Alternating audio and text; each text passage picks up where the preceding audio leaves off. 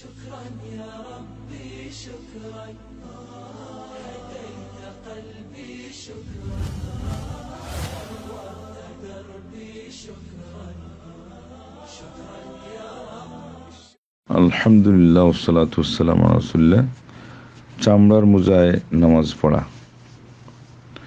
তো মোজা চামড়ার হোক সুতার হোক একজনে পড়তেই পারে। সে যদি এই কথা মনে করে যে চামড়ার মোজা ছাড়া মাসা হবে না, তখন তার মধ্যে ভুল থাকলো। কিন্তু চামড়ার মোজা সেটাও মাসার চলে, সুতার মোজাতেও মাসার চলে। এই কথাই হলো সঠিক। দলিলের মাপকাঠিতে, দলিলের নিক্তিতে এটাই উত্তীর্ণ।